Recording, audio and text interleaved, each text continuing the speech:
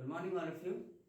आज हम आपको लैब में कैसे रहना है, क्या करना है, क्या करते हैं हम लोग लैब में और क्या हम लोग को बेनिफिशियली हम लोग उसका यूज कर सकते हैं लैब में जाने के बाद, उसके बारे में कुछ ओवरव्यू देना चाहते हैं कि आप लोगों को लैब में क्या करना है क्या नहीं। तो देखिए, जब भी हम लोग लैब में जाते हैं तो कुछ स्किल्स, कुछ टेक्निक्स या कुछ डेवलपमेंट के लिए अपना जाते हैं कि लैब में एक्चुअली जो क्लासेस में हो पाते हैं वो लैब में हम लोग को उसका एप्लीकेशन देखना पड़ता है कि how to work in any physical element. और मतलब कहीं भी हम लोग सोसाइटी में या कहीं भी हम लोग प्रैक्टिकली जो है वो बहुत इम्पोर्टेंट है कोई भी चीज़ का। तो इसके लिए आज हम लोग देखेंगे कि लैब में हम लोग कैसे जाना है। कभी भी लैब में जो है कोशिश करना है कि हम लोग शूज़ पहन के जाना है, ठीक है। हम लोग को जितनी से ज़्यादा सेफ्टी पर्पस कर सकते हैं, लाइट प्लेसेस हुआ या साफ़ सुथरे प्लेस हुआ, क्लीन एंड ड्राई प्लेसेस पे वर्क करने चाहिए, ठीक है। ये स्पेशली इलेक्ट्रिकल हो या इलेक्ट्रॉनिक्स इंजीनियर हो, ये सबको ये बातें ध्यान देनी चाहिए कि कहीं भी मतलब शॉर्ट सर्किट ना हो, या तो लाइट की प्रॉब्लम ना होना चाहिए, जिससे एक्चुअली जो भी लैब में काम करें वहाँ लाइट परफेक्ट होनी चाहिए, ठीक है। तो आज हम लोग बात करेंगे कि लैब में क्या क्या डेवलपमेंट हम लोग स्किल डेवलप कर सकते हैं। तो देखिए क्लास, हम लोग जो है दो टाइप का स्किल डेवलप कर सकते हैं, एक इंटेलेक्चुअल स्किल और दूसरे होता है मोटर स्किल, ठीक है। इंटेलेक्चुअल स्किल क्या होता है, इसके बारे में आप लोग अगर कुछ देखना चाहते हैं तो इंटेलेक्चुअल स्किल क्या होता है, ऐसा स्किल जिसमें हम लोग कुछ एवेल्यूट कर रहे हैं, ठीक है, कुछ ऑर्गेनाइज कर रहे हैं। मतलब एक तरह से कुछ हम लोग को कैलकुलेट करना है, कुछ ऑब्जॉर्व करना है, कुछ स्टडी करके हम लोग कुछ चीज़ सीखना है, तो उसी को बोलते हैं इंटेलेक्चुअल स्किल। इंटेलेक्चुअल के बहुत सारे टाइप्स के होते हैं। इंटेलेक्चुअल मतलब कि आप कहीं पे जाने के बाद जो अपना बिहेवियर शो करते हैं किसी के सामने अपना कैरेक्टर बनाने के लिए, उसी को इंटेलेक्चुअल। तो यहाँ हम लोग क्या प्रैक्टिकल करने जा रहे हैं, तो प्रैक्टिकल करने में क्या क्या स्किल हम लोग को क्या क्या जो है टेक्निक पता होनी चाहिए, क्या क्या योग्यता होनी चाहिए। उसके लिए सबसे पहले हम लोग पहला पॉइंट कि अगर हम कोई भी प्रैक्टिकल लैब में जाते हैं तो सबसे पहले हम लोग को पहले आइडेंटिफिकेशन और सिलेक्शन करना होगा कि कौन कौन कंपोनेंट को हम लोग लेना है, यूज करना है। जिससे आप कोई भी प्रैक्टिकल कर रहे हो तो आपको कौन कौन, पहले तो आपको सिलेक्शन करना है कि कौन सा कंपोनेंट हमको लेना है। उसके बाद हम लोग क्या करेंगे, उसका आइडेंटिफिकेशन करेंगे। उसमें भी बहुत सारे वेराइटीज़ होंगे, जैसे रजिस्टर हुआ, रजिस्टर बहुत सारे टाइप्स के होते हैं, कैपेसिटर हुआ या मल्टीमीटर हुआ, तो डिजिटल हमको यूज करना है मल्टीमीटर, या हम लोग को एनालॉग यूज करना है। कोई भी चीज़ CRO हुआ या कोई भी वोल्टेज रेगुलेटर हुआ, तो उसका पहले सिलेक्शन और आइडेंटिफिकेशन करते हैं, ठीक है। उसके बाद आता है second point, interpretation of circuit.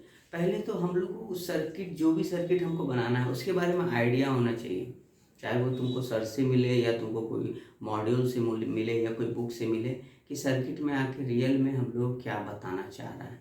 जैसे अगर आप लोग अलार्म सर्किट बनाए हैं, या तो किसी भी रजिस्टर का और कुछ चीज़ मेजर करना है, रजिस्टर का वैल्यू मेजर करना है, या कोई सिग्नल का हम लोग को उसका ग्राफ चेक करना है, या कोई सर्किट में वोल्टेज या करंट है, तो उसके बारे में हमको थोड़ा आइडिया होने चाहिए। रेगुलेटेड पावर सप्लाई है, इसका मतलब क्या होता है कि कोई भी हमारा जो हम लोग जो यूज करते हैं, आपको पता होगा हमारा जो इनपुट होता है वो AC होता है, ठीक है। चाहे वो 220 वोल्ट हो या कोई भी 50 हर्ट्ज का हमारा इनपुट सिग्नल हमारे घर में आता है सप्लाई, ठीक है। अब इसको कोई, ये जो रेगुलेटर है ये क्या करता है, रेगुलेटर को हम लोग बोलते हैं क्या, रेगुलेटेड DC सप्लाई। इसमें एक्चुअली बहुत सारे कॉम्बिनेशन होते हैं, जैसे आप लोग सबसे पहले रेक्टिफायर्स होते हैं, फिर फिल्टर्स होते हैं, ठीक है, फिर रेगुलेटर होते हैं। ये सारी चीज़ मिलने से क्या होता है, ये यहाँ पे जो बनता है वो प्योर DC बन जाता है, ठीक है। जितना तुमको चाहिए, 5 वोल्ट चाहिए, 10 वोल्ट चाहिए, 12 वोल्ट चाहिए, ये प्योर DC हो जाता है। क्या हो जाता है, प्योर DC। तो रेगुलेटेड पावर सप्लाई का यूज हम लोग करते हैं AC से प्योर DC कन्वर्ट करने के लिए, क्योंकि हमारे जितने भी इलेक्ट्रॉनिक डिवाइसेस हैं वो सारे DC पे काम करते हैं। तो हमको इसका भी आइडिया होना चाहिए, अंडरस्टैंडिंग होना चाहिए कि कैसे हम लोग पावर रेगुलेटर का यूज करते हैं। जो भी हम लोग का पावर रेगुलेटर किट होता है, ठीक है, जस्ट लाइक स्टेबलाइजर टाइप का, उसमें क्या करते हैं हम लोग इनपुट अपना जो जो भी हमारा पावर है वहाँ से हम लोग इनपुट लेते हैं, ठीक है। और उसके बाद हम लोग अपने हिसाब से उसका पावर को रेगुलेट करते हैं, AC चाहिए DC चाहिए, ठीक है। तो इसके बारे में आइडिया होना चाहिए। तो हमने इंटेलेक्चुअल स्किल में क्या देखें कि कंपोनेंट का आइडेंटिफिकेशन होना चाहिए, कंपोनेंट का जो है सिलेक्शन होना चाहिए। इसके बाद जो है इस पे हम लोग क्या करना चाहिए, इस जो भी सर्किट पे वर्क कर रहे हैं उसके बारे में कोई हमको बताए या कोई कहीं से हमको पता चलना चाहिए। बेस्ट जितना ज़्यादा हो सके सर्किट के बारे में हमको आइडिया होना चाहिए कि कैसे सर्किट बना रहे हैं, कैसे उसका कनेक्शन करेंगे। लास्ट क्या है कि उसको सप्लाई कैसे दे रहे हैं, तो उसके लिए हमको मतलब जो भी अंडरस्टैंडिंग होना चाहिए कि हम लोग रेगुलेटेड पावर सप्लाई क्या होता है। ठीक है, रेगुलेटेड पावर सप्लाई क्या होता है, जो भी हम लोग का एसी सिग्नल है उसको हम लोग अपने हिसाब से रेगुलेट कर सकते हैं। तो ये हम लोग का इंटेलेक्चुअल स्किल हो गया। ठीक है, इंटेलेक्चुअल के बाद हम लोग जानते हैं मोटर स्किल क्या होता है।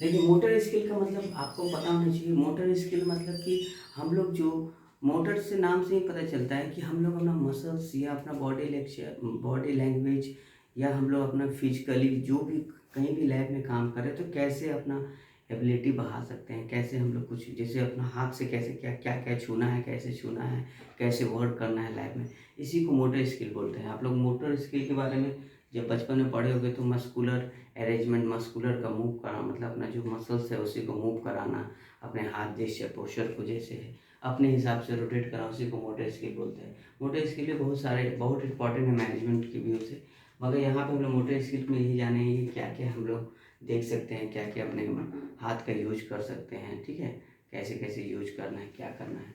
तो सबसे पहले मोटर स्किल्स में हम लोग देखेंगे ability to draw the circuit. जो भी हम लोग सर्किट बना रहे हैं उसको हम लोग को ड्रॉ करना है। ठीक है, वो हम लोग को आना चाहिए कि हम लोग उस सर्किट को कैसे ड्रॉ करें।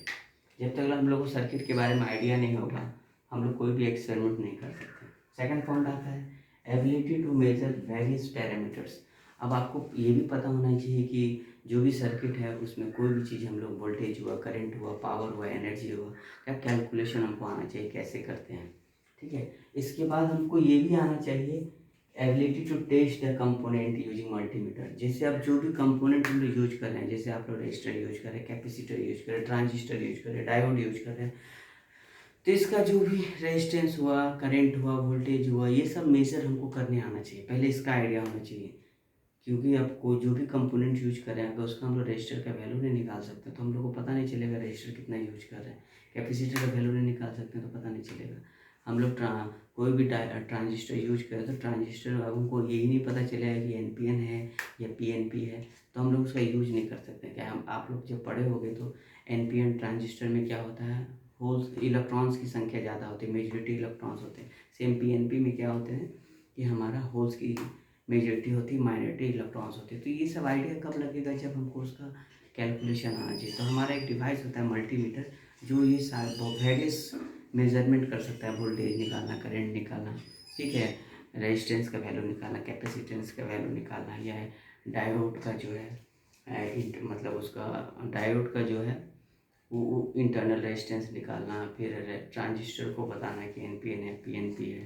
ठीक है, तो इसके बारे में हम लोग मल्टीमीटर के बारे में आइडिया होना चाहिए। मल्टीमीटर से कैसे कोई भी कंपोनेंट का वैल्यू निकालते हैं इसका आइडिया होना चाहिए। उसके बाद लास्ट पॉइंट है follow the standard test procedure.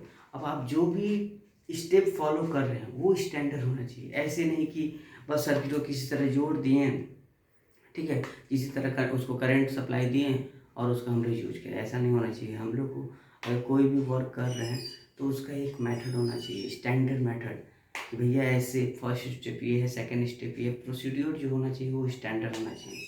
ठीक है, ऐसा नहीं कि पहले हम लोग करंट दे दिए बाद में सर्किट ड्रॉ कर रहे हैं या सर्किट बना रहे हैं सर्किट को, ठीक है, पहले चेक नहीं किए, डायरेक्ट हम लोग प्लेस कर दिए, उसको माउंट कर दिए, तो वो भी गलत है कि हम लोग माउंट कर दिए उसको टेस्ट ही नहीं किए।